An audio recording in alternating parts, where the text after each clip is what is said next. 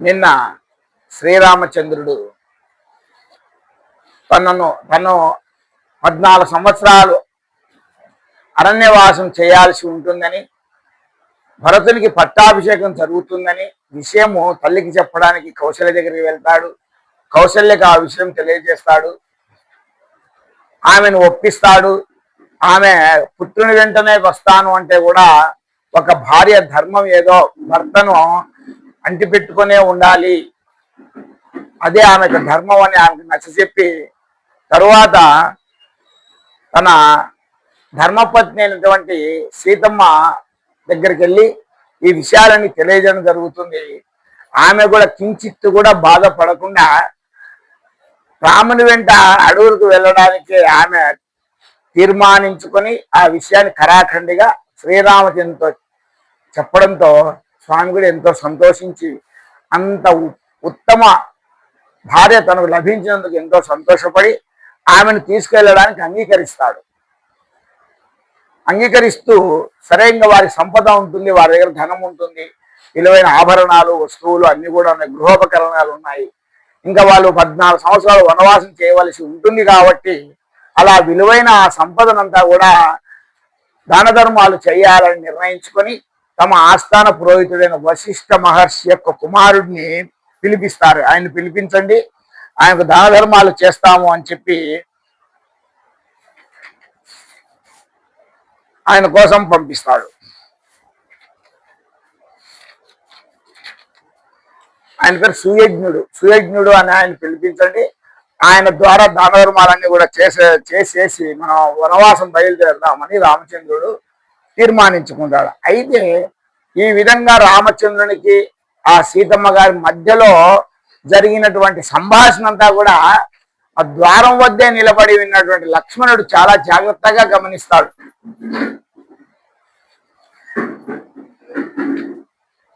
అప్పుడు అనుకుంటా అంట, అయోధ్యలో శ్రీరామచంద్రుడు ఉంటే ఆయనకు సేవ చేయడానికి దండిగా మంది సేవకులు పరిచారకులు ఉన్నారు. ఇప్పుడు శ్రీరామచంద్రుడు వనవాసానికి అడవికి వెళ్తే ఆయనకు సంపూర్ణంగా సేవ చేసే భాగ్యం నాకు ఒక్కనికే కదా లభించేది అని చెప్పి తాను మనసులో అనుకుంటా అంట.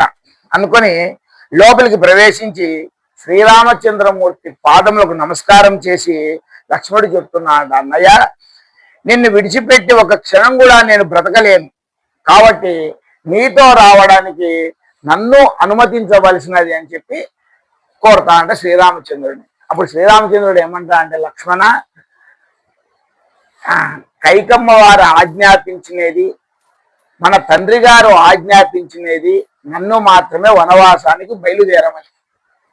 కానీ నా ధర్మపత్ని అటువంటి సీతమ్మ నేను ఎక్కడ ఉంటే అక్కడే ఉంటాను తీర్మానించుకుంది కాబట్టి ఆమెను నాతో తీసుకెళ్ళడం కూడా నాకు ధర్మం కాబట్టి మేమిద్దరం వెళ్తాము. నువ్వు మాతో వస్తే సుమిత్రమ్మని ఎవరు చూసుకుంటారు, కౌసల్యమ్మని ఎవరు చూసుకుంటారు, కాబట్టి నువ్వు ఇక్కడే అంతఃపురంలోనే ఉండి మా అమ్మగారైన కౌసల్యను, మీ అమ్మగారు సుమిత్రను, మన అమ్మగారులైన కౌసల్య సుమిత్ర గారులను జాగ్రత్తగా చూసుకోవాల్సింది అని చెప్పి లక్ష్మణుడికి నచ్చ చెప్పడానికి శ్రీరామచంద్రుడు ప్రయత్నం చేస్తారు.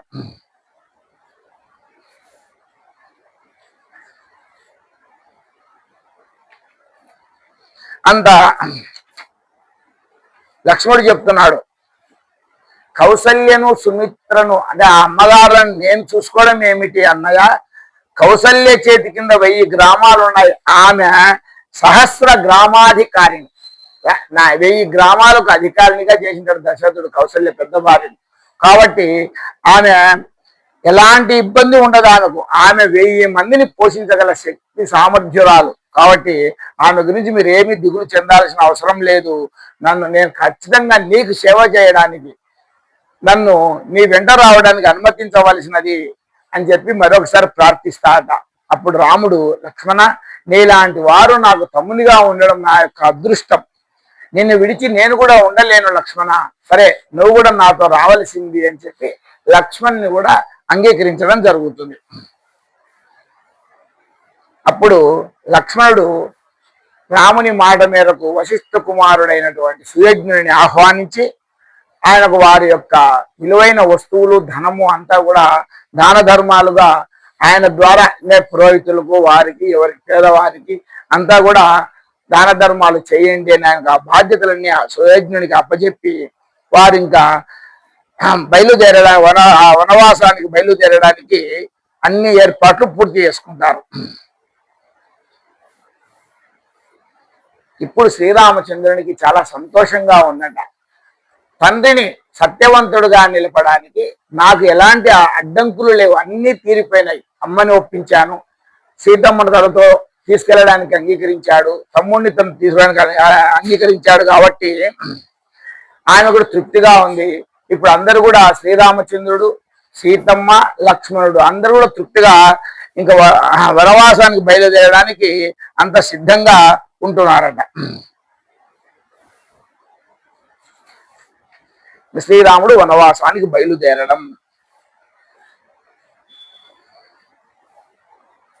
సరే, ఆయన కొన్ని విలువైన ఆభరణాలు, సువర్ణహారాలు, కేయూరములు, సువర్ణ సీతమ్మ వారి వడ్డానములు అన్ని కూడా అక్కడ పేదవారికి బ్రాహ్మణులకు దానం చేయడం జరిగింది.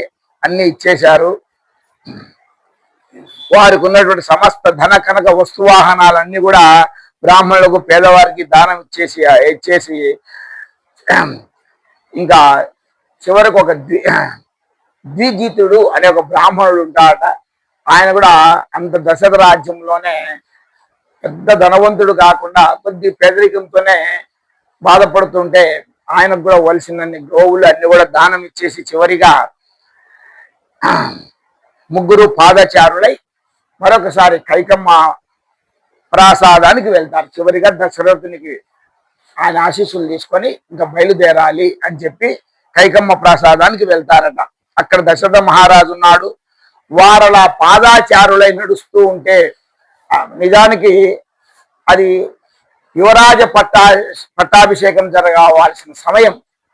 పట్టపుటేను మీద శ్రీరామచంద్రుడు ఊరేగుతూ చతురంగ బలాలు వెంట నడుస్తుండగా గంభీరంగా వెళ్లాల్సిన రామచంద్రుడు పాపం సీతమ్మతో లక్ష్మణ్తో కలిసి పాదాచారి అయి ఆ దశరథుని కైకమ్మ ప్రాసాదానికి బయలుదేరుతూ ఉన్నారట. ప్రజలందరూ కూడా ఆ దృశ్యాన్ని చూసి చాలా బాధపడిపోతున్నారట. అసలు దేవతలకు కూడా చూడడానికి సాధ్యం కాని ఆ సీతమ్మ వారి దర్శనం ఆ రోజు వాళ్ళు పాదాచారులై నడుస్తూ పోతూ ఉంటే అందరూ కూడా దుఃఖితులై ఉన్నారట. ప్రజలందరూ కూడా ఆ విధంగా దశరథ మహారాజు ఉండే కైకమ్మ ప్రాసాదానికి చేరుకున్నారు. అక్కడ దశరథ మహారాజుతో పాటు సుమంత్రుడు, వశిష్ఠుల వారు అందరూ కూడా అక్కడ ఉన్నారు. కైకమ్మకేమో వీళ్ళని చూస్తూనే ఇంకా వీళ్ళు అరణ్యవాసానికి బయలుదేరలేదే, ఎక్కడ దశరథుని మనస్సు మారుతుందో ఏమో, పదే పదే వీళ్ళని చూస్తూ ఉంటే మళ్ళా నా కోరిక నెరవేరుతుందో లేమని ఆయన ఒక్కటి ఆ రోజు ఆ విధంగా ఆలోచిస్తూ ఉంది. కాకపోతే ప్రజలందరూ కూడా బాధగా ఉంటే దశరథుడు, వశిష్ఠుడు, శ్రీమంతుడు అందరూ కూడా వాళ్ళంతా కూడా బాధపడుతుంటే ఒక కైక మాత్రము తన కుమారుడికి పట్టాభిషేకం జరగబోతుంది, అందుకు అడ్డుగా ఉన్న శ్రీరామచంద్రుడు అడవులకు వెళ్ళబోతున్నాడు అని చెప్పి ఆమె ఒక్కటి కూడా సంతోషంగా ఉందట. ఆ విధంగా ఆ రాముణ్ణి చూసేటప్పటికి దశరథునికి మళ్ళా దుఃఖము కనుకొని వచ్చింది. చాలా బాధపడుతున్నాడు.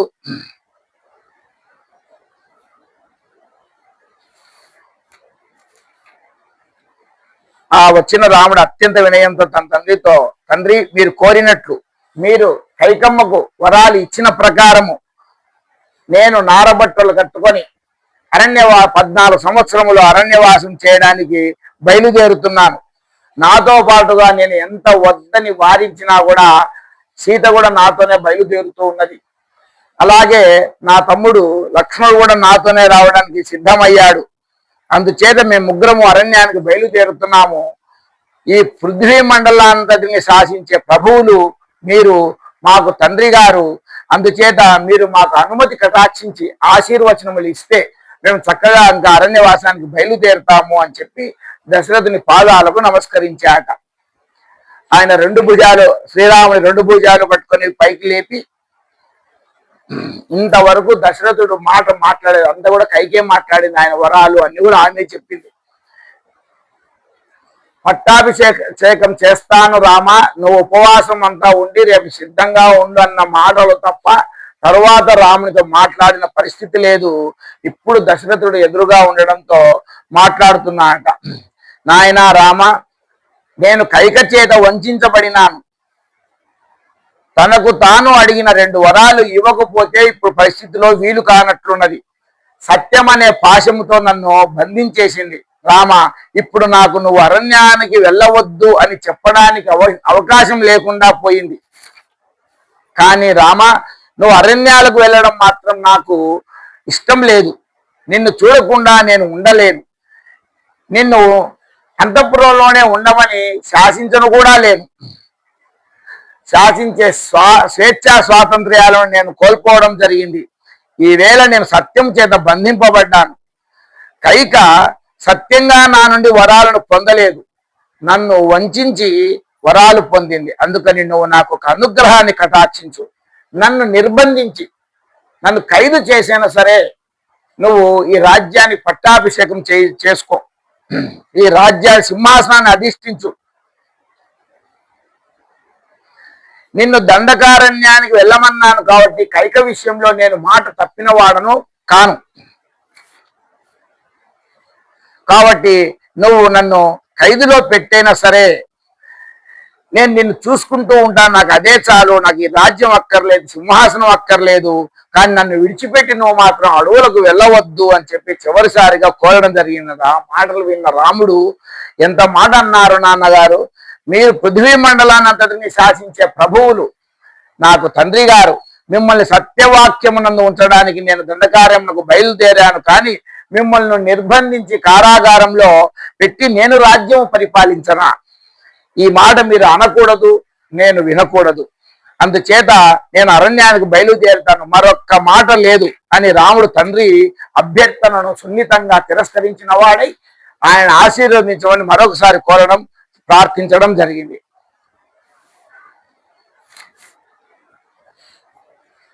మరలా దశరథుడు అంటున్నాడు, రామ, నువ్వు అరణ్యాలకు వెళ్ళిపోదు, కానీ ఈవేళ ఒక్క రాత్రి ఉండు.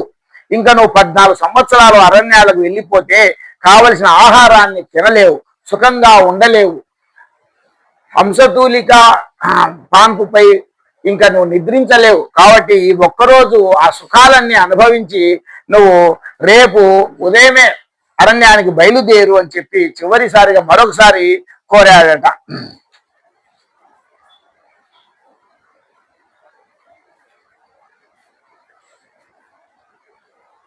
అప్పుడు కైక కలుగజేసుకుందట. ఎక్కడ మళ్ళా రాముడు ఆగిపోతాడో, ఏం జరుగుతుందో అని చెప్పి 14 సంవత్సరాల వనవాసం చేయడానికి సిద్ధమైన వ్యక్తిని ఒక్కరోజు భోగభాగ్యాలు అనుభవించమని కోరడం సమంజసమా? ఒక్కరోజు ఆ భోగభాగ్యాలు అనుమతించినంత మాత్రాన అతడు మిగతా 14 సంవత్సరాలు ఏమైనా అరణ్య వనవాసం తప్పించుకుంటాడా? కాబట్టి దానికి ఆమె ఒప్పుకోలేదట.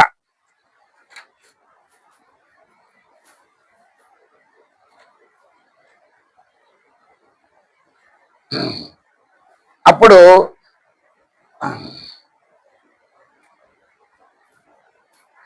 అక్కడ ఉన్నట్టు సుమంత్రుని కూడా కోపం వచ్చిన ఆమె అనేటప్పటికీ, మంత్రిగా ఉన్నాడు, చూస్తున్నాడు. దశరథుడు పాపం ముందు రోజు నుంచి దుఃఖిస్తూనే ఉన్నాడు. ఆ రాముణ్ణి వనవాసం పంపించడానికి చాలా బాధపడుతూనే ఉన్నాడు. ఇంత పరిస్థితుల్లో కూడా ఆయన ఒక్క రాత్రి ఉండమని అడిగినంత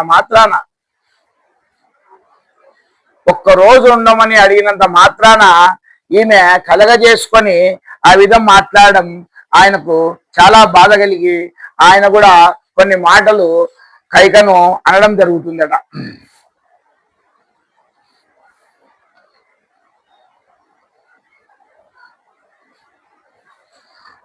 నిన్ను ఎంతో బతిమాలుకున్నాడు, ఇంత చేసినా నీ మనసు మారలేదు. నిన్ను చూస్తే నాకు ఒక విషయం జ్ఞాపకానికి వస్తుంది. ఎవరైనా స్త్రీకి 90% తల్లి పోలికలు వస్తాయని పెద్దలు చెప్తూ ఉంటారు. నీకు కూడా నీ తల్లి పోలిక రాక ఎవరి పోలిక వస్తుంది? నువ్వు తన మాట వినకపోతే నా మాట వినకపోతే నువ్వు విధవ అవుతావు, నేను నా ప్రాణాలు నిలబెట్టుకోలేను అని దశరథుడు ఎంత చెప్పినా కూడా వినకుండా నువ్వు నీ పట్టు మీద నువ్వు రామచంద్రుని వనవాసానికి పంపించి తీరాల్సిందే అని చెప్పి కఠినంగా కూర్చున్నావు. నీ మూర్ఖపు పట్టుదలను నువ్వు విడవడం లేదు అని చెప్పి కొద్దిగా సుమంత్రుడు కూడా ఆమెను దండించడం జరుగుతుందట. ఎందుకన్నాడు ఆ మాట అంటే, కేకయ దేశపు రాజు అయినటువంటి అశ్వపతి కూతురు. ఆమె సోదరుడు యుధాజిత్తు ఒక మహానుభావుడు. అశ్వపతికి పశుపక్షాదుల సంభాషణలు కూడా అర్థం చేసుకోగలిగిన వరము ఉందంట అనకు. ఎవరికి? ఈ కైక వాళ్ళ తండ్రికి. పశుపక్షాదులు ఏవైనా ఏ జీవులైనా ఏదైనా మాట్లాడితే ఆ భాష అర్థం చేసుకునేంత వరం ఉందంట ఆయనకు. ఆయన ఒకరోజు సేనాగారంలో ఉన్నప్పుడు 2 చీమలు ఏవో మాట్లాడుకుంటాయట. ఆ మాటలు అర్థమయ్యి ఈ అశ్వపతి చిన్న నవ్వుతాయంట విధంగా. అది భార్య అంటే కైక వాళ్ళ తల్లి చూసి, ఏం మాట్లాడుకున్నాయి, ఎందుకు నవ్వినావు నువ్వు అని అడుగుతుందట. అయితే ఈయన అది చెప్పడానికి ఇష్టం లేదు.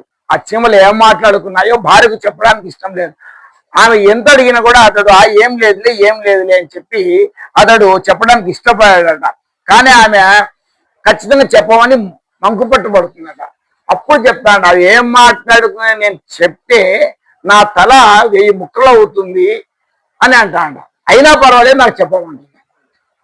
అంటే భర్త ప్రాణం కన్నా ఆమె ఏదైతే వినాలని పట్టుదల పట్టిందో అదే భర్త మరణం కూడా ఆమె దృష్టిలో చూడడంలే. కాబట్టి ఆమె ఆ తల్లి కూతురే కదా ఈ కైక. కాబట్టి నువ్వు కూడా నీ తల్లిలాగే ప్రవర్తిస్తున్నావు. ఆయన అయితే చెప్పకుండా అప్పుడు నా మరణానికైనా నువ్వు సిద్ధపడినావు, కాబట్టి నువ్వు నా భార్యగా ఉండవలసిన అవసరం లేదు అని ఆయన కైక వాళ్ళ తండ్రి అశ్వపతి ఆమెను రాజ్య బహిష్కరణ శిక్ష విధించి పంపించేసి ఉంటాడు. కాబట్టి నీ కూడా తల్లి బుద్ధి వచ్చింది.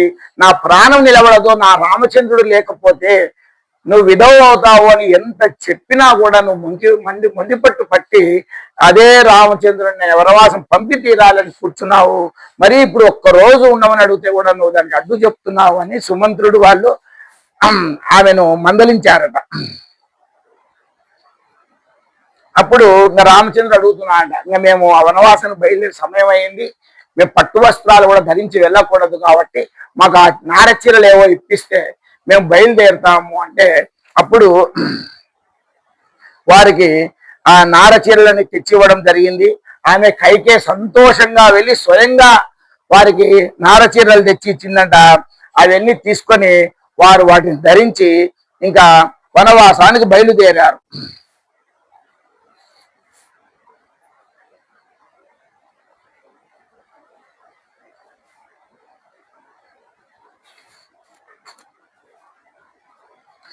దశరథుని పాదాలకు నమస్కారం చేసి, కౌసల్య పాదాలకు నమస్కారం చేసి, ప్రదక్షిణలు చేసి అందరూ కూడా బయలుదేరుతున్నారు.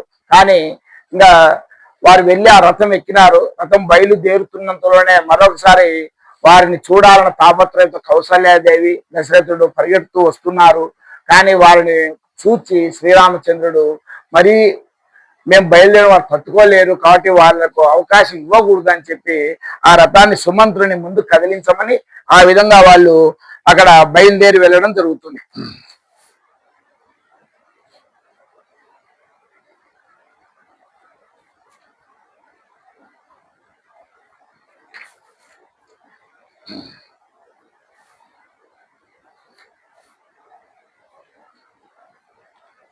ఆ విధంగా రాముడు సీతమ్మతో లక్ష్మణ్తో కలిసి ఆ రథం ఎక్కి వారు రథం ఎక్కిన తర్వాత వెళ్తూ ఉంటే ప్రజలందరూ కూడా దుఃఖితులవుతున్నారంట. వారి వెంట నడుస్తున్నాడు ప్రజలందరూ కూడా.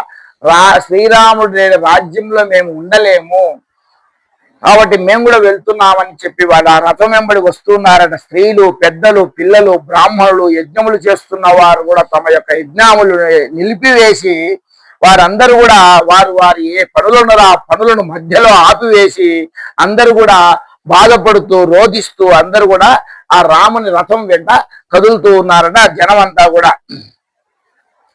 ఆ వెళ్ళే వాళ్ళందరూ కూడా దశరథుని కైకను తిట్టుకుంటూ ఇంత సకల గుణాభిరాముడైన రామచంద్రుని అడవులకు పంపిస్తున్నారే, ఆయన ఒక తండ్రి, ఆయన ఒక తల్లి అని చెప్పుకుంటూ అందరూ కూడా విమర్శిస్తూ వస్తున్నారట. దారెంబడి వెళ్తూ ఉన్నారు. ఆయా పశువుల శాలలో ఉన్న పశువులన్నీ కూడా రోధిస్తూ దుఃఖిస్తున్నట్టుగా కనిపిస్తున్నాయట. అక్కడ వాతావరణం అంతా గంభీరంగా మారిపోయింది. అందరూ కూడా ప్రజలందరూ కూడా దుఃఖితులవుతున్నారు.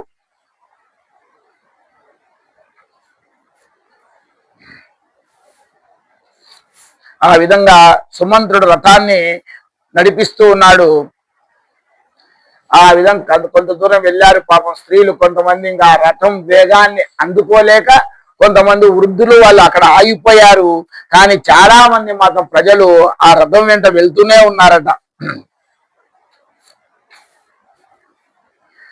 రాముణ్ణి ఎంతమంది అభిమానించారో చూడండి.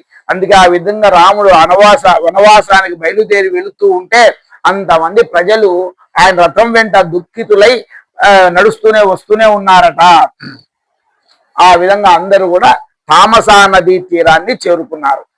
ఆ రాత్రికి అక్కడ విశ్రమించారు. ప్రజలందరూ కూడా కష్టపడి నడిచి వచ్చారేమో, రాముడు చుట్టూ చేరి ఆదమరిచి నిద్రపోయారట. ఆ రాత్రి అక్కడ విశ్రాంతి తీసుకున్నారు.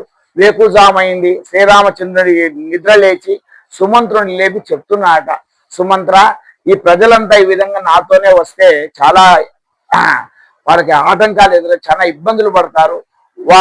వారిని నమ్ముకొని ఉన్న వారంతా కూడా ఇబ్బందులు పడతారు. కాబట్టి వనవాసం నేను ఒక్కని మాత్రమే వెళ్ళవలసి ఉంది. కాబట్టి నువ్వు వారిని ఇక్కడి నుంచి వాళ్ళను మనం ఆగమన్నా కూడా వాళ్ళు ఆగేటట్టు లేరు. కాబట్టి వాళ్ళని ఏదైనా మనము మభ్యపరిచి మనమంతా వెళ్లాల్సి ఉంటుంది అని చెప్పి తగిన ఉపాయం చేసుకొని తన యొక్క రథాన్ని అయోధ్య వైపు కొద్ది దూరం నడిపించమని చెప్తా అన్న. నిద్ర లేచే లోపల, సూర్యోదయం అయ్యే లోపల తమ రథాన్ని, ఎందుకంటే తెల్లవారి లేచేటప్పటికి వీళ్ళు కనిపించకపోతే రథపు జాడబట్టుకొనైనా వాళ్ళు వస్తారు రామచంద్రుని చూడడానికి అని చెప్పి రథాన్ని అయోధ్య వైపు నడిపినట్టుగా కొద్దిగా వెనక్కు నడిపి, తర్వాత ఏదైనా గడ్డిలో కానీ అలా రథపు చారలు పడకుండా, ఆ రథపు చక్రాల చారలు పడుకోకుండా నువ్వు తిరిగి వస్తే మనము వేరే దారిలో వెళ్ళిపోదాము. అప్పుడు వాళ్ళ అయోధ్యకు వాళ్ళు వెళ్ళిపోతారు అని చెప్పి ఆయన ఉపాయం చేసి ఆ విధంగా శ్రీరామచంద్రుడు అక్కడి నుంచి బయలుదేరుతారు. అంతవరకు ఆదమరిచి నిద్రించిన వారు సూర్యోదయం కాగానే మేల్కొని ఆ రథోత్సాహం ఇప్పుడు అయోధ్య వైపే, మళ్ళా రామచంద్రుడు అయోధ్యకే వెళ్ళినట్టున్నాడు అని చెప్పి పాపం అందరు కూడా ఆ విధంగా అయోధ్యకి రావడం జరుగుతుంది. సుమంత్రుడు మాత్రం వాళ్ళ రథాలను తీసుకొని ఆ విధంగా ముందుకు వెళ్తున్నారు. అరణ్యం వైపు వెళ్తున్నారట. ఇలా జరుగుతుంటే ఇక్కడ దశరథుడు ఇంకా కుమారుడు వెళ్ళడం చూసి ఇంకా కుమారుడి 14 సంవత్సరాలు చూడడానికి కూడా నాకు అవకాశం లేదు అని చెప్పి ఇంకా కైక గృహానికి వెళ్లకుండా కౌసల్య గృహానికి వెళ్తాడు. అక్కడి నుంచి అక్కడే తనకు శాంతి లభిస్తుంది అని చెప్పి ఆ గృహానికి వెళ్తాడు.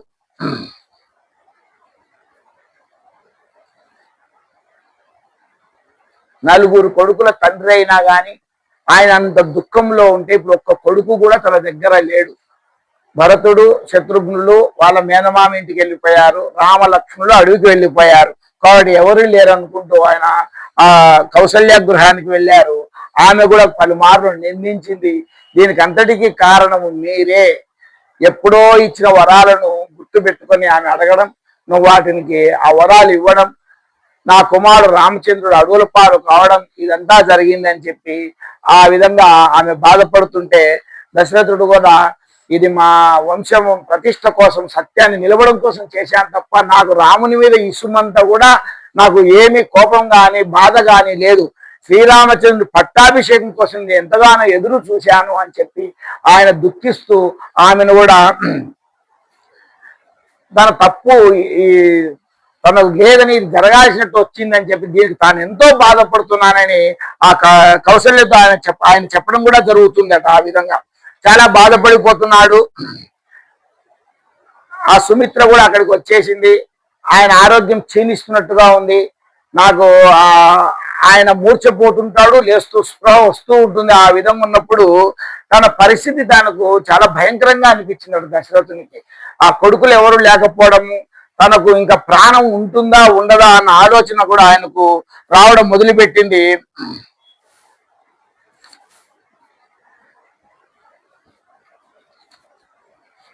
అప్పుడు ఆయన చెప్తున్నట, ఇదంతా చెప్తున్నాడు. నాకు ఇప్పుడు ఒక విషయం గుర్తుకొస్తుంది అని చెప్పి కౌసల్య సుమిత్రులతో చెప్తున్నారట. నేను బాగా యువకునిగా ఉన్నప్పుడు నాకు వేటంటే మక్కువ. ఒకరోజు బాగా వర్షాలంతా కురిసి భూమండలం అంతా వర్షపు నీటితో ఉన్న సమయంలో తాను వేటకు వెళ్ళాడట. ఆ వేటకు వెళ్ళినప్పుడు ఆయనకు శబ్దభేది అనే విద్య వచ్చు. ఎక్కడైనా శబ్దం వింటే చాలు ఆ జంతువును కానీ ఆ వస్తువును చూడకుండా కూడా బాణప్రయోగం చేయగల శక్తి ఆయనకు ఉంటుంది. కాబట్టి ఆ విధంగా ఒకసారి వేటకు పోయినప్పుడు ఎక్కడో ఏనుగు తొండంతో నీరు గ్రహిస్తున్నటువంటి శబ్దం వినపడింది. ఆ శబ్దం వినినంతనే తన బాణం తీసుకొని అది ఏనుగుగా భావించి దాన్ని కొట్టడానికని బాణాన్ని వదలడం జరుగుతుంది. ఆ బాణం వదిలిన కొద్దిసేపటికే ఒక మానవుని గొంతు వినపడడం జరుగుతుంది. అయ్యో ఏమైంది అని చెప్పి అక్కడికి వెళ్తే అక్కడ ఒక అతను దుఃఖిస్తూ పడిపోయినా అంట, బాధపడుతూ. ఆ బాణము అతను తగిలింది. ఒక మునికుమారుడు ఆ బాణపు దెబ్బకు విలువిలలాడుతూ కనిపించడం జరిగింది. అప్పుడు వెళ్ళి అతని చేతిలోకి తీసుకొని, అయ్యో పొరపాటు అయింది నాయన, నన్ను క్షమించు, నేను ఏదో ఏనుగు ఇక్కడ నీరు త్రాగుతున్నది అని చెప్పి నేను బాణం వదిలాను అని చెప్తే ఆయన సరే. ఆ మునికుమారుడు చాలా నెమ్మదస్తుడు కాబట్టి ఆయన ఏ శాపము ఏమి ఇవ్వకుండా, సరే రాజా నీ తప్పేమి లేదు, కానీ నాకు వృద్ధులైన తల్లిదండ్రులు ఉన్నారు, వాళ్ళు కొద్ది దూరంలో ఉన్నారు, దాహం అంటే వారికి నీరు తీసుకెళ్ళడానికి నేను వచ్చాను, వారు దాహంతో బాధపడుతూ ఉంటారు, కాబట్టి వారి దాహం తీర్చు నువ్వు అని చెప్పి ఆయన కన్ను మూయడం జరుగుతుంది. ఆ ముని కుమారుడు, ఆయనే శ్రవణ కుమారుడు. ఆ విధంగా ఆ నీరు తీసుకొని వచ్చి అక్కడ వృద్ధ దంపతులు ఉంటే వాళ్ళు ఇద్దరు అంధులు కాబట్టి వాళ్ళకు కనుచూపు ఉండదు. ఈ అడుగుల శబ్దం విని వాళ్ళు, అయ్యో తమ కుమారుడే తమకు నీరు తెస్తున్నారే, మరి ఏం నాయన ఇంతసేపు మాకు దాహం అవుతున్నది కదా, ఇంత ఆలస్యం ఎప్పుడు చేయలేదు అని చెప్పి వాళ్ళు మాట్లాడడం జరుగుతుంది. అప్పుడు ఈయన దశరథ మహారాజు అబద్ధాలు ఆడడం చేత కాదు కాబట్టి ఉన్న విషయం అంతా తాను ఇట్లా బాణం వదలడం, అది మీ కుమారుడైనటువంటి ముని కుమారుడికి తగలడం, ఈ విధంగా అంతా చెప్తే వారు దుఃఖితులు అవుతారు, చాలా దుఃఖిస్తారంట. ఉన్నటువంటి ఒక్కగానొక్క కుమారుడు, తనకు రక్ష ఆ కుమారుడే. ఆయనే దేశాలని పుణ్యక్షేత్రాలను చూపిస్తూ మంచి మంచి కథలు చెప్పుకుంటూ ఆ తల్లిదండ్రులను సేవిస్తూ తిరుగుతున్నాడు. అలాంటి ఆ ఒక్క కుమారుని కూడా మాకు లేకుండా చేశావా అని చెప్పి వాళ్ళు చాలా బాధపడి, అయినా కూడా వాళ్ళు ఎంతో శాంతమూర్తులు కాబట్టి మేమైతే శాపం ఏమి ఇవ్వలేము, కానీ నువ్వు కూడా మేమైతే ఈ విధంగా వృద్ధాప్యంలో మరణ స్థితిలో మా కుమారుని చూడకుండా కుమారుని మీద బెంగతో ఎలా చనిపోతున్నామో నీకు కూడా మరణం అలాగే ప్రాప్తిస్తుంది. నీ మరణ సమయంలో ఒక కుమారుని దగ్గర లేకుండా, అప్పటికి నీకు పిల్లలే ఉండరు కాబట్టి నీకు కుమారులు ఎవరు దగ్గర ఉండకుండా కుమారా అని చెప్పి తలుచుకుంటూనే నువ్వు చనిపోతావు అని చెప్పి ఒక శాపం ఇవ్వడం జరిగింది. అది గుర్తుకొచ్చి తన భార్యలతో చెప్తాడు, ఇది నాకు శాపం ఒకటి ఉంది, ఈ రోజు నాకు ఆ శాపము నిజమవుతుంది పరిస్థితి నాకు కనిపిస్తుంది అని చెప్పడం జరుగుతుందట.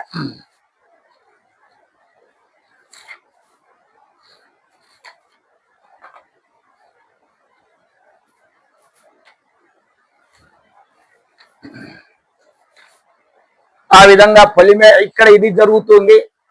ఆయన వీళ్ళకి తన కథంతా చెప్తున్నాడు, బాధపడుతున్నాడు, రోధిస్తున్నాడు, దుఃఖిస్తున్నాడు. వాళ్ళు కొద్దిగా ఓదారుస్తూ ఉన్నారు. వాళ్ళు కోపంలో ఉండి అడవులను పంపించినందుకు రాముతో పాటు లక్ష్మణుడు వెళ్ళవలసి వచ్చినందుకు కౌశల్యకు సుమిత్రకు చాలా బాధగానే ఉంది. అయినా కూడా భర్త ఆరోగ్య పరిస్థితి చూసి కాస్త ఆయన సేవలు చేసుకుంటూ ఓదారుస్తూ ఉన్నారు, ధైర్యం చెప్తూ ఉన్నారు. ఇక్కడేమో ఆ పొలిమేరలకు చేరుకున్నారు. ఆ అయోధ్య నగరం పొలిమేరలకు చేరుకుని అక్కడ ఒక్కసారి ఆ గొప్ప గొప్ప వంశస్థులు పరిపాలించిన అయోధ్య నగరాన్ని దూరం నుంచి పొలిమేర నుంచి చూసి ఆ రామలక్ష్మణులు మరొకసారి నగరానికంతా కూడా నమస్కారం చేసుకున్నారు. ఆ విధంగా నమస్కారం చేసుకొని మళ్ళీ వాళ్ళు ముందుకు కదలడం జరిగింది. సరిహద్దును దాటి గంగా నదీ తీరం వద్దకు చేరుకున్నారు. అక్కడ బ్రహ్మాండమైన వేగంతో గంగ ప్రవహిస్తోంది. ఆ చప్పుడు వింటున్నారు, సంతోషిస్తున్నారు. ఆ నదీ తీరమున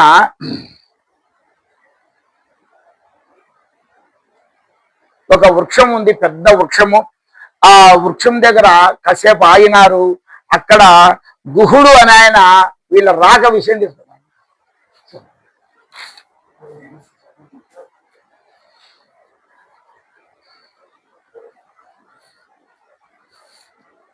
శృంగబేరిపురం, అది శృంగబేరిపురం సమీపానికి వెళ్ళారు. ఆ గంగానది తీరము, అక్కడ పెద్ద మహావృక్షం ఉంది. అక్కడ వీళ్ళు విశ్రాంతి తీసుకుంటున్నారు. వీరు ఆ ప్రాంతానికి వచ్చిన విషయం గుహుడు అని ఆయన తెలుసుకున్నాడు. తెలుసుకొని మహాభాగ్యంగా వారిని సేవించడానికి అని చెప్పి ఆయన అక్కడికి రావడం జరిగింది. చెప్పి ఆయన చెప్తున్నాడు, రామ, ఇది శృంగిబేరిపురం అని నువ్వు అనుకోవద్దు. ఇది నువ్వు అయోధ్య లాగానే భావించు. అయోధ్యలోనే ఒక భాగంగా నువ్వు భావించు. ఇది నా రాజ్యం అనుకోవద్దు, నీ రాజ్యమే అనుకో అని చెప్తున్నాడు. నీ కోసమని పంచభక్ష భోజ్యాలు నేను సిద్ధం చేశాను, వచ్చి భోంచేయండి అని చెప్పి ఆయన కోరడం జరిగింది. అయితే వీరు ఒక దీక్షలో ఉన్నారు. వనవాసం అంతా ఒక దీక్షతో సాగాలి. 14 సంవత్సరాలు వాళ్ళు కందమూలాదులే తినుకుంటూ ఆ విధంగా అరణ్యవాసం చేయవలసి ఉన్నది. కాబట్టి ఆయన యొక్క ఏర్పాట్లన్నిటిని సున్నితంగా తిరస్కరించి కందమూలాలు అవి మాత్రమే ఏర్పాటు చేయమని అవి మాత్రమే వాళ్ళు స్వీకరించడం జరిగింది. మరునాడు ఉదయం గంగానదిని దాటే ముందు గుహుని పిలిచి, గుహ, వనవాసంలో మేము ఇలా ముందుకు పోవలసి ఉన్నది, కాబట్టి ఆ గంగా నదిని నువ్వే మాకు దాటించవలసినది అని చెప్తే ఆ గుహుడే ఒక పడవను సిద్ధం చేసి వీరిని ఆ గంగా నది అవతల ఒడ్డుకు తీసుకువెళ్ళడం జరుగుతుంది. మనకు చెప్తుంటారు, గుహుడు కూడా ఆ స్వామి నీ పాదం తాకి ఒక రాయి స్త్రీగా మారిపోయిందట, ఆ పాదం మా పడవలో పెడితే మా పడవ ఏమైపోతుందో అని అన్నాడు అని. ఇవన్నీ మనం రాసిన మాటలే తప్ప రామాయణంలో అయితే లేవట. కాబట్టి ఆయన ఎంతో భక్తితో వాళ్ళ పాదాలు గడిగి ఆ నీరు చల్లుకొని ఆ రామ లక్ష్మణ సీతలు అందరూ కూడా తన పడవలో ఆ గంగా నదిని దాటించడం జరుగుతుందట.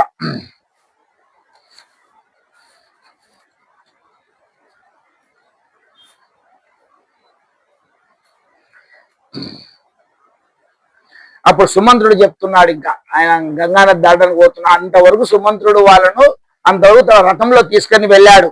రామ, నువ్వు గంగా నదిని దాటి వెళ్ళిపోతున్నావు, ఇప్పుడు నేనేం చేయాలి ఇంకా ఇక్కడి నుంచి?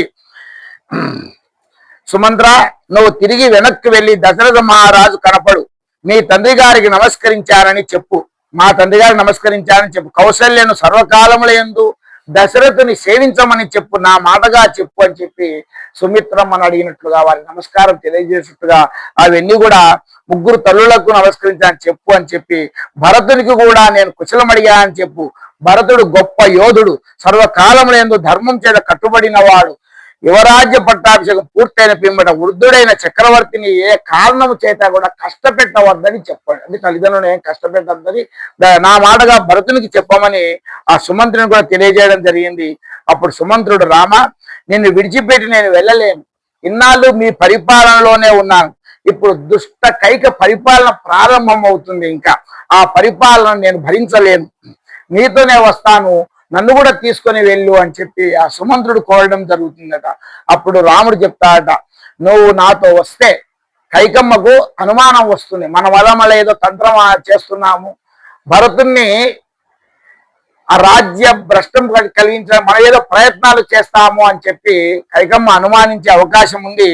కాబట్టి అందులో నేను ఈ అడవిలో నువ్వు నీతో రథము నాతో ఉంది అంటే ఈ అడవులో నేను పాదరక్షలు లేకుండా అడవంతా కూడా సంచరించవలసిన ఉంది, కాబట్టి రథములోనే తిరుగుతున్నాను అని అనుకునే అవకాశం కూడా ఉంది.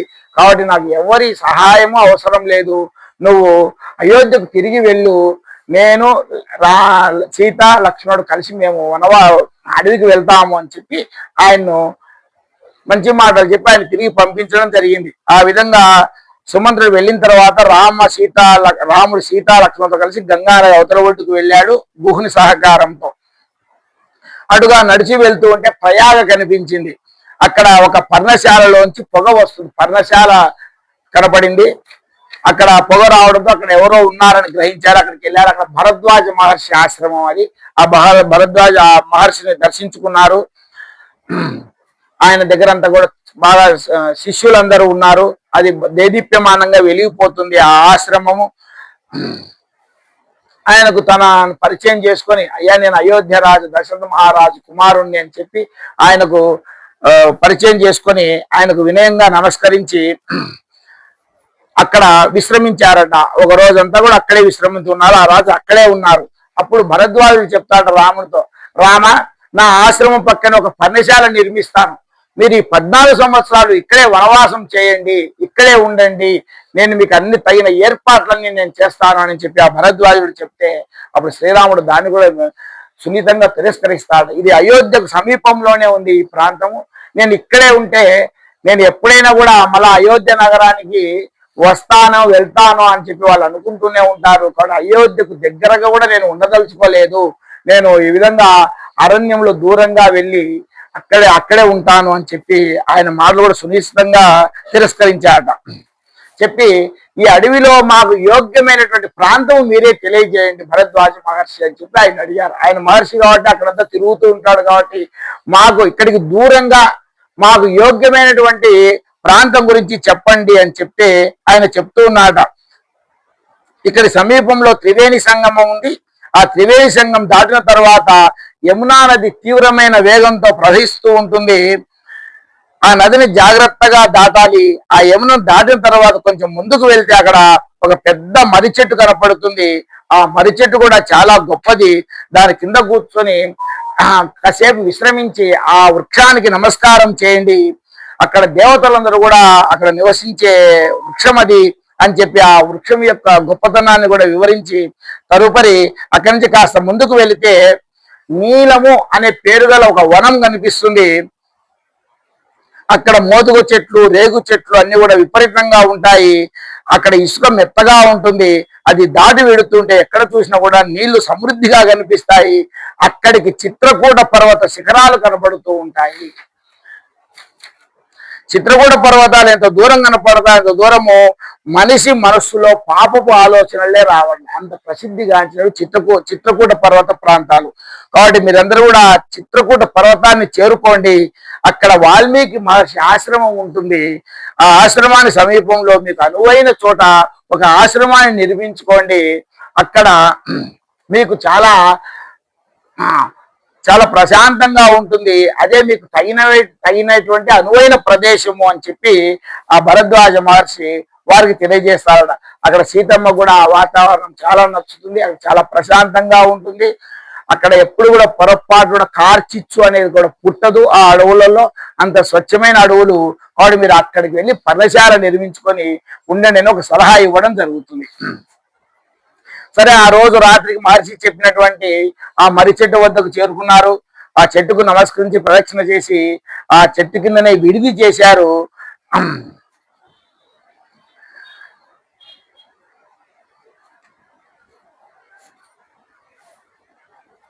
అప్పుడు మళ్ళా అనుమానం వచ్చిందట రామునికి. మనమైతే ఇక్కడ ఉన్నాము, మన ముగ్గురము, అక్కడ కౌసల్య సుమిత్రులు ఎలా ఉన్నారో ఏమో, దశరథుడు ఎలా ఉన్నాడో, భరతుడు పట్టాభిషేకుడు అయిన తర్వాత తన తల్లి కైకమ్మనైతే బాగా చూసుకోవచ్చేమో గాని సుమిత్రను కౌశల్యను ఎలా చూడగలుగుతాడు, వారు ఎన్ని ఇబ్బందులు పడతారని మళ్ళీ అనుమానం వచ్చి లక్ష్మణ్తో మరొకసారి చెప్తాడు, లక్ష్మణ ఒక్కసారి ఆలోచించు, నువ్వు అయోధ్యకు తిరిగి వెళ్ళు, నేను మీ వదిన సీతమ్మ మేము ఆ వనవాసం చేస్తాము, నువ్వు అక్కడ కౌశల్యమ్మను సుమిత్రమ్మను జాగ్రత్తగా చూసుకో అని చెప్పి మరొకసారి చెప్తే అయినా కూడా లక్ష్మణుడు మాత్రము చెప్తాడట, అన్నయ్య నువ్వు చెప్పినట్టు నేను తప్పకుండా వెళ్ళిపోతాను, కానీ ఈ మాట నాకు చెప్తున్నావు. సీతమ్మ నిద్రపోతుంది, రాముడు లక్ష్మణుడే మాట్లాడుకుంటున్నారు.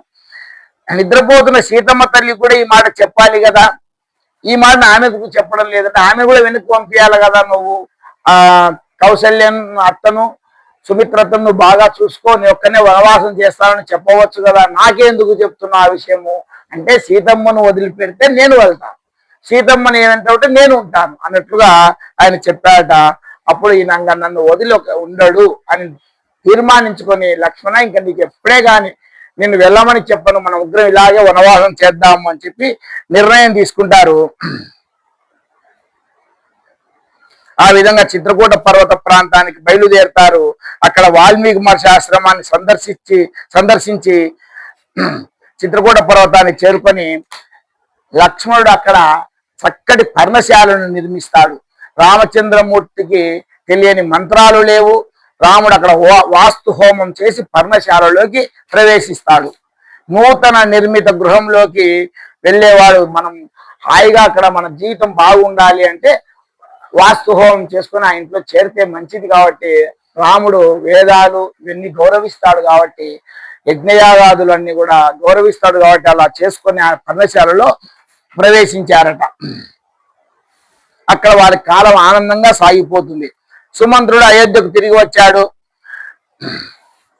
దశరథుడు వారి క్షేమ సమాచారం అంతా మళ్ళీ ఒకసారి తెలుసుకున్నాడు. ఆయన వృద్ధాప్యం ఉన్నాడు, ఆయన పాపం రాముని లేని దిగులతో ఉన్నారు. కానీ సుమంత్రుని చూసి ఆనందించి వారి యొక్క యోగక్షేమాలైతే మళ్ళా తెలుసుకున్నాడు.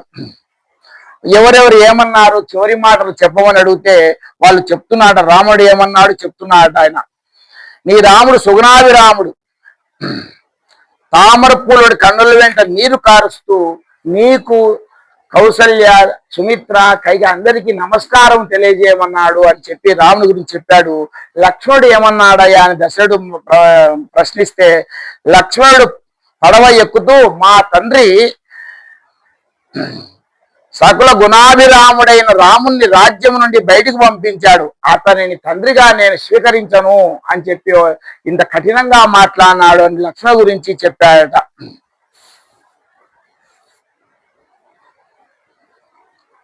సీత ఏమి చెప్పిందంటే ఈయనప్పుడు సీతమ్మ కూడా బాధపడింది. కన్నుల వెంట నీరు కారుస్తూ ఒకసారి రాముని వంక ఒకసారి నా వంక చూసి నమస్కరించి పడవ ఎక్కి వెళ్ళిపోయింది మహారాజా అని చెప్పి ఈ విషయాలన్నీ దశరథునికి తెలియజేయడం జరిగింది.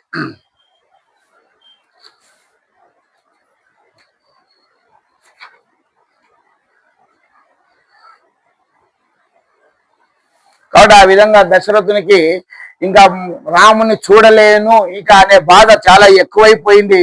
ఆయన బాధపడుతూనే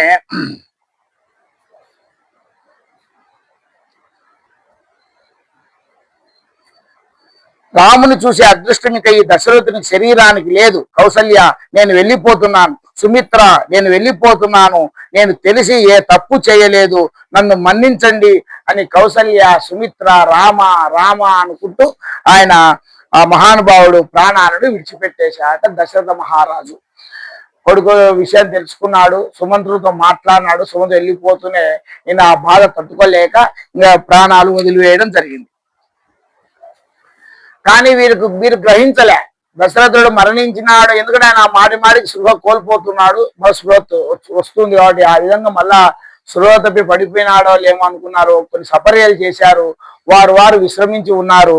మరునాడు ఉదయం వంద్యమాగదులు వచ్చి స్తోత్రం చేశారు. వారి విద్యుత్ ధర్మం వారు పాటించారు. దంతధావనం చేసుకోవడానికి నీళ్లు పెట్టారు, వేన్నీళ్లు పెట్టారు, పన్నీరు పెట్టారు. దశరథునికి పూజ చేయడానికి తులసి నీరు పెట్టారు, పుష్పాలు పెట్టారు, అన్ని ఏర్పాట్లు చేశారు. కానీ వారు ప్రభువును ముట్టుకోరు కాబట్టి వారు ప్రభువు నిద్రిస్తున్నాడని అనుకుంటున్నారు. వారు ప్రభువు కదలడం లేదని వారు కౌసల్య సుమిత్ర వారిని లేపి ప్రశ్నించడం జరిగింది. కౌసల్య ఆ దశరథుని యొక్క సమీపించి ఆయన కదిపి చూసింది. అప్పటికే దశరథ మహారాజు ప్రాణమును విడిచిపెట్టేశాడు. ఆయన మరణ సమయానికి ఉత్తర క్రియలు చేసేందుకు కూడా ఒక కొడుకు కూడా దగ్గర లేదు. అది దశరథుని యొక్క దౌర్భాగ్యం. కానీ దశరథుడు మాత్రం హా రామ అంటూ రామనామం చెప్పుకుంటూ దేహమును విడిచిపెట్టి ధన్యతను పొందాడు. కాబట్టి ఇంకా ఆయన మరణ వార్త అంతా కూడా తెలిసిపోయింది. మంత్రులు అందరూ కూడా సామంతులు అనే వాళ్ళందరూ కూడా అక్కడికి వచ్చారు. సరే పుత్రులు కూడా ఎవరు లేరు కాబట్టి ఆయన దహన సంస్కారాలు చేయడానికి కూడా ప్రస్తుతానికి అవకాశం లేదు కాబట్టి వారు ఆ ఏర్పాట్లన్నీ చూసుకుంటూ భరతుడు వారి మేనమామ రాజ్యంలో ఉన్నాడు. అక్కడి నుంచి రావడానికి కొంతకాలం పడుతుంది కాబట్టి ఆయనను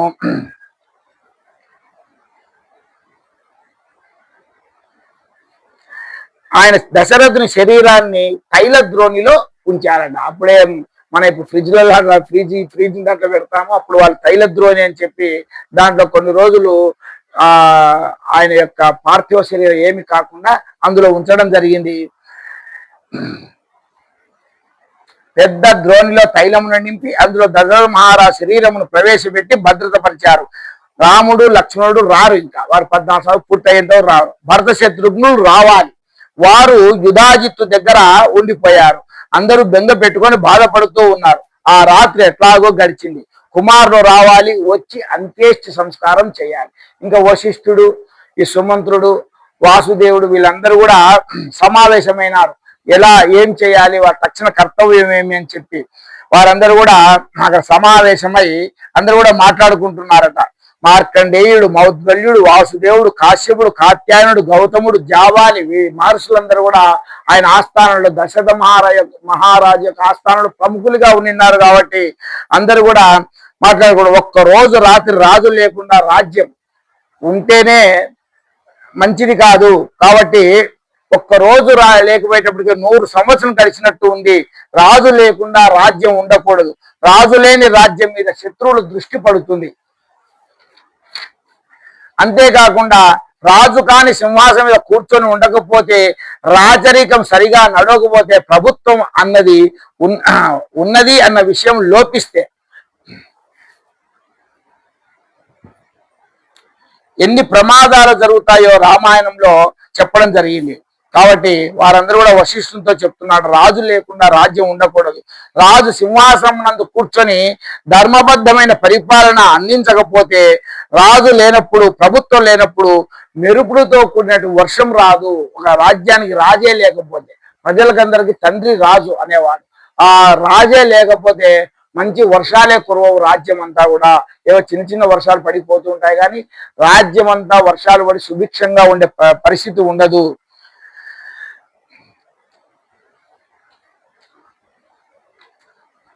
రైతులు గుప్పెటి నిండా పట్టుకుని విత్తనాలు చల్లడానికి ఇష్టపడరు. రాజే మరణించినప్పుడు రాజు లేని రాజ్యం అనేది, తండ్రి లేని ఒక కుటుంబం ఎలా ఉంటుందో అలా ఉండిపోతుందని చెప్పి వాళ్ళు ఆ పరిస్థితి గురించి అందరూ కూడా చర్చించుకుంటున్నారట. రాజే సత్యం, రాజే ధర్మం, రాజే తల్లి, రాజే తండ్రి, రాజే దైవం, రాజే సమస్తం. అటువంటి రాజు లేకుండా సింహాసనం ఖాళీగా ఉండిపోతే రాజ్యంలో విశేషమైన కలకలం బయలుదేరుతుంది. అందుచేత సింహాసనం ఖాళీగా ఉండడానికి వీల్లేదు. మరి ఎవరుండాలా రాజుగా? దశరథుని కోరిక ప్రకారం, కైక కోరిక ప్రకారము భరతుడు రాజుగా ప్రతిష్ఠించాలా. కాబట్టి ఆ భరతుని పిలిపించాలా అని చెప్పి నిర్ణయించుకుంటారు.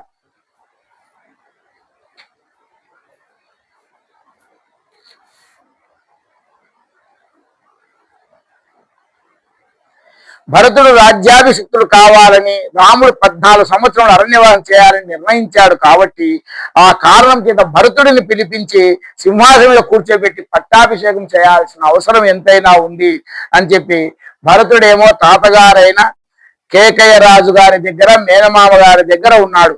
చాలా దూరంలో ఉన్నాడు. అతనిని పిలిపించే సమయం పడుతుంది.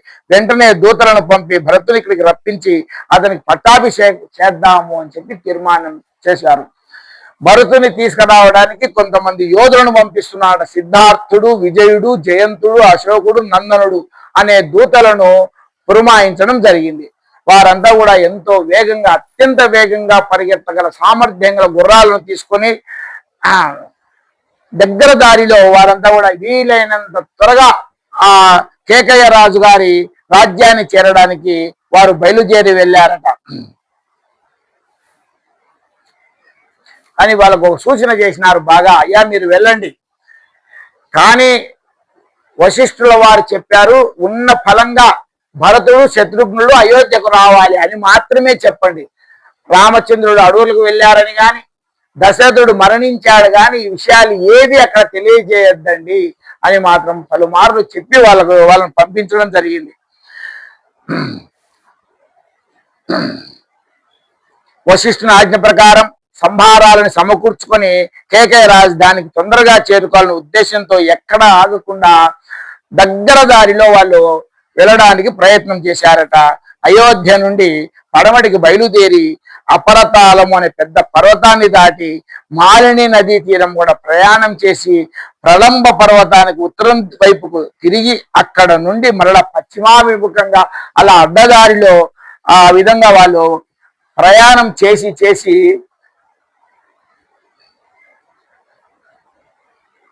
కేకయ్య రాజ్య రాజధాని గిరివ్రజాన్ని చేరుకున్నారట. అక్కడికి దగ్గర వాళ్ళకు 5-6 రోజులు పట్టిందట ఆ విధంగా అడ్డదారులో వెళ్తేనే అక్కడికి. బడలకు చెందిన గుర్రాలకు విశ్రాంతి ఇవ్వడానికి మధ్యలో ఎక్కడైనా ఆగినారు కానీ వారు ఏదో విశ్రాంతి తీసుకోవడానికి మాత్రం ఎక్కడ ఆగకుండా ఆ విధంగా వశిష్ఠుని ఆజ్ఞను పాటించి వారు ఆ గిరివ్రజాన్ని చేరుకొని అక్కడ విశ్రాంతి తీసుకొని తెల్లవారగానే భరతుని దర్శనం చేసుకున్నారు. ఇది వీళ్ళు జరుగుతుంటే ఆ రోజు రాత్రే భరతునికి అక్కడ దుస్వప్నం వచ్చిందట. ఆయన నిద్రలో వేకుజామున వచ్చింది. అది కూడా మనస్సుకు స్పష్టత లేదు, కాంతి తగ్గి నిలబడిన వాడై చాలా తేజోవిహీనంగా ఉన్నాడు భరతుడు. ఎందుకంటే గత రాత్రి మనకు మంచి కళ వస్తే ముఖం బాగా ఆనందంగా ఉంటుంది, ఉల్లాసంగా ఉంటుంది. ఆయనకు వచ్చిన కళ చాలా భయంకరమైనటువంటి కళ వచ్చింది కాబట్టి ఆయన ఉదాసీనంగా ఉన్నాడు, చాలా బాధగా ఉన్నాడు, భారమైన హృదయంతో కూర్చొని ఉన్నాడంట భరతుడు. ఆ భరతుడు చెప్తున్నాడంట తన స్నేహితులు, వాళ్ళు అడుగుతున్నారు, ఏం భరత ఈరోజు ఇట్లున్నావు, ఎప్పుడు హుషారుగా చాలా చలాకీగా ఉండేవానివి, నిద్రలేసిన ఈరోజు ఏమి ఇలా ఉన్నావు అని చెప్తే వాళ్ళకు చెప్తున్నాడట, తెల్లవారుజామున బ్రాహ్మీ సమయంలో తనకు ఒక పీడకళ వచ్చిందని చెప్పి తనకు వచ్చిన కళను గురించి వివరంగా ఇలా చెప్తున్నాడు. ఏం కళ వచ్చింది చెప్తున్నాడు ఆయనకు. నాకు వచ్చిన పీడకలలో నా తండ్రి గారైన దశరథ మహారాజు ఒక పర్వతాగ్రం మీద నిలబడి అక్కడ నుండి కింద పేడతో ఉన్న పెద్ద బిలంలో పడిపోయి ఆ పేడలో తేలుతున్నట్లుగా కళ వచ్చింది. అందుకే మన పైనుంచి ఎక్కడ పడుతున్నట్టు వస్తే కళ అంత మంచిది కాదు అని చెప్తారు. పైన పైన పర్వతం నుంచి కిందికి పడుతూ ఉన్నట్టు, అదే మనకు లో బీపీ వచ్చినా కూడా అలా జరుగుతుంటుందట. దాన్నే మనకు సూచనగా చెప్తుంది అంటారు కొంతమంది. అట్లా పడుతున్నట్టు రాకూడదు కళ మనకి, ఏదో వాళ్ళు ఎవరైనా పడుతూ ఉన్నట్టు వచ్చినా మంచిది కాదు అని. కాబట్టి అక్కడి పడుతూ ఉన్నట్టు వచ్చింది. నూనె తెచ్చి దోషులతో తాగుతున్నట్టుగా, ఒంటి నిండా పూసుకున్నట్లుగా సముద్రం అంతా ఎండిపోయి భూమి సముద్రం నీరంతా ఆవిరైపోయినట్టుగా నాకు కళ వచ్చింది. ఆకాశంలో ఉండే చంద్రుడు భూమి మీద పడిపోయినట్టుగా కళ వచ్చింది. భూమండలం అంతా బద్దలైపోయినట్లుగా ఉంది. అనుకోకుండా చీకటి మొత్తం ఆవరించేసింది. రాజు ఎక్కే భద్రగజానికి ఉండే దంతం విరిగిపోయింది. దానితో పాటుగా హోమం చేస్తున్న అగ్నిహోత్రం ఒక్కసారి ఆరిపోయింది. అన్ని అపశకునాలే ఆయనకు కళలో కనిపించడం జరిగింది. మా తండ్రి గారు ఇనుప పీట మీద కూర్చొని, మాలో కూర్చోరు కదా, వాళ్ళు బంగారు పీటల మీద కూర్చుంటారు. ఒక ఇనుప పీట మీద కూర్చొని ఎర్రటి వస్త్రాన్ని కట్టుకొని ఎర్ర చందనం రాసుకొని ఎర్రటి మాలలను వేసుకొని పూజ చేసుకుంటున్నట్టుగా నాకు ఈ విధంగా దుస్వప్నం వచ్చింది. ఎర్రటి వస్త్రములు ధరించినటువంటి, నల్లటి వస్త్రములు ధరించినటువంటి స్త్రీలు వికృతంగా నవ్వుతున్నట్టు, వారు ఆయన మెడలో యమపాశాలు వేసి లాగుతున్నట్టుగా ఇలా భయంకరమైన కళ వచ్చింది. ఎందుకంటే భరతునికి కూడా దశరథుడు అంటే రామ లక్ష్మణ భరత శత్రుఘ్నులు అందరికీ కూడా అభిమానమే. తండ్రి అంటే తండ్రిని అంత అభిమానిస్తూ ఉన్నారు. ఆ విధంగా తండ్రికి ఏదో అపకారం జరిగినట్టుగా కళ వచ్చినప్పుడు చాలా బాధపడిపోతున్నాడు. అది కూడా ఏ కళ అయినా తెల్లవారుజామున వచ్చింది అంటే అది ఎక్కువ జరుగుతుంది అన్న లోకోక్తి కూడా ఉంది. కాబట్టి దానికి అతను ఆ విధంగా అనుకుంటున్నాడు. తెల్లవారుజామున కళ వచ్చినా, ఎవడు గాడిద మీద కూర్చున్నట్లు కనపడినా, చితి మీద పడుకొని ఉండగా ఆ శరీరం కాలిపోతున్నట్టు వచ్చినా కూడా అది ఏదైనా ఆపద సంభవిస్తున్నట్టు సూచనే అని చెప్పి ఆయనకు ఎవరో చెప్పినట్టుగా గుర్తుకు వస్తూ చాలా బాధపడిపోతున్నాడట. మా తండ్రి గారికి ఏదైనా ఆపద సంభవించినదేమోనని చాలా బెంగగా ఉంది. దానితో పాటుగా ఏదో అపనింద వచ్చినట్లుగా, నా కాంతి తగ్గిపోయినట్టు, నేను నల్లగా అయిపోయినట్టు, నా తేజస్సు తగ్గిపోయినట్టు, నా మీద నాకే ఎందుకు అసహ్యం చేస్తుంది అని చెప్పి తన మిత్రులతో ఆయన చెప్తున్నాడట. అంతలోపలనే అయోధ్యలో నుంచి వచ్చినటువంటి దూతలు లోపలికి వచ్చారు. వచ్చి భరత నీకు జయం జయమని జయవాక్యాలు పలికి వారిని చెప్తున్నాడు భరతుడు. సర్వకాలముల యందు ధర్మాన్ని మాత్రమే అనుష్ఠానం చేస్తూ, ధర్మం వంక చూస్తూ, ధర్మం తెలిసినటువంటి రామమాత కౌసల్య ఏ ప్రమాదం లేకుండా ఆరోగ్యంగా ఉందా అని అడిగారు. భరతుడు కూడా ఫస్ట్ తన తల్లి గురించి అడగలే, వచ్చిన వారిని. రామమాత కౌసల్యమాత ఎలా ఉంది, ఆమె ఆరోగ్యం బాగుందా అని మొదట అడిగాట వాళ్ళను.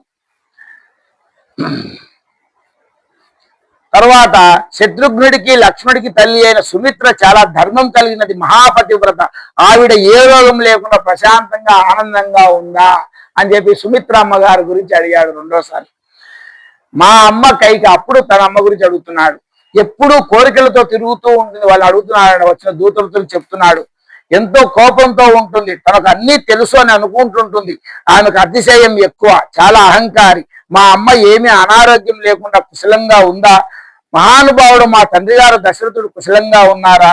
రామలక్ష్మణులు కుశలంగా ఉన్నారా అని చెప్పి కుశల ప్రశ్నలు అడిగారట. అంతటా వారు, నువ్వు ఎవరెవరు అయోధ్యలో ఎలా ఎలా ఉండాలనుకుంటున్నావు వారు వారు అయోధ్యలో అలాగే ఉన్నారు. వాళ్ళకి ఏం చెప్పొద్దు అన్నారు కదా వశిష్ఠుల వారు.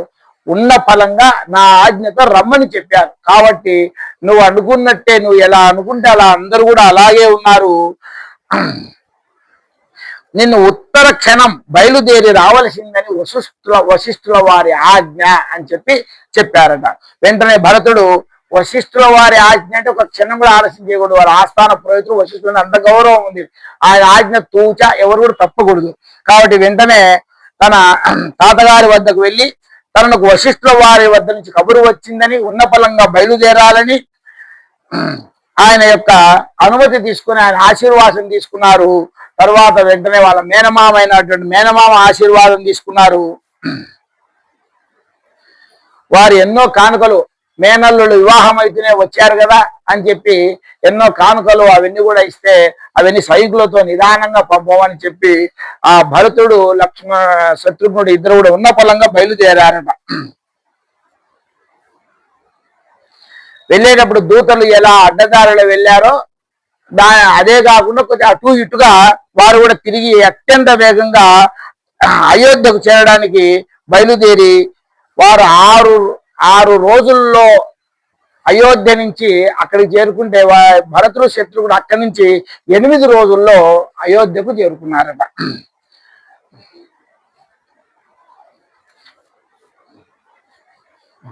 అయోధ్యకు చేరుకుంటూనే దశరథ మహారాజు భవనానికి వెళ్ళారు. వెళ్ళి తండ్రి కోసం చూశారు. ఎక్కడ ఎందుకంటే ఆయన కళ వచ్చింది కాబట్టి బెంగంతా ఆయన మీద ఉంది. తండ్రికి ఏమైందో అని ఆతృతో వెళ్తే అక్కడ ఎక్కడా కూడా దశరథుడు కనిపించలే. కౌసల్య గృహంలోకి వెళ్ళారు, ఎక్కడ కనిపించలే. తర్వాత కైక గృహంలోకి వెళ్ళారు. ఎందుకంటే తండ్రి ఎక్కువగా కైకమ్మ గృహంలో ఉంటాడు అని చెప్పి అక్కడికి వెళ్ళారు. అక్కడికి వెళ్తే ఆయన యొక్క ఆ పాన్పు ఖాళీగా ఉండడం గమనించాడు. ఆలోచిస్తున్నాడు, మరి ఏం జరిగిందో, కైకవతి ఏమైందో మీకు అధికారంగా ఆయనకి ఎలా తెలిసిందో విషయం చెప్పుకున్నాం. లేదు స్వస్తి ప్రజాభ్య పరిపాలయంతాం న్యాయేన మార్గేణ మహిమహీషాః గోబ్రాహ్మణేభ్యः శుభమస్తు నిత్యం లోకా సమస్తా సుఖినో భవంతు. కాలే వర్షతు పర్జన్య పృథివీ సస్యశాలిని దేశోయం క్షోభరహితః బ్రాహ్మణా సంతు నిర్భయాః అపుత్రా పుత్రిణః సంతు పౌత్రిణః అధనా సధనా సంతు జీవంతు శరదాం శతం. త్వమేవ మాతా చ పితా త్వమేవ బంధుశ్చ సఖా త్వమేవ విద్యా ద్రవిణం త్వమేవ సర్వం మమ దేవ. కాయేన వాచా మనసేంద్రియైర్వా బుద్ధ్యాత్మనా వా ప్రకృతే స్వభావాత్ కరోమి యద్యత్ సకలం పరస్మై నారాయణాయేతి సమర్పయామి. శ్రీమన్నారాయణాయేతి సమర్పయామి. యదక్షరపద భ్రష్టం మాత్రాహీనం తు యద్భవేత్ తత్సర్వం క్షమ్యతాం దేవా నారాయణ నమోస్తుతే. విసర్గ బిందు మాత్రాని పద పాదాక్షరాని చ న్యూనాని చాతిరిక్తాని క్షమస్వ పురుషోత్తమ. అన్యథా శరణం నాస్తి త్వమేవ శరణం మమ. తస్మాత్ కారుణ్య భావేన రక్ష జనార్దన. శ్రీరామ రామ రామేతి రమే రామే మనోరమే సహస్రనామ తత్తుల్యం రామనామ వరాననే. ఓం స్వస్తి. మా ఒక్కరోజు వీక్లీ లీవ్ తీసుకోవాలనుకుంటున్నాం. ఒకరోజు కంటిన్యూస్ గా అంటే ఏదైనా పనులు ఉంటే ఇబ్బంది అవుతుంది. వారంలో ఒక్కరోజు మా ఏ రోజు శుక్రవారం పెట్టుకుందామా, ఏదైనా పెట్టుకుందాం.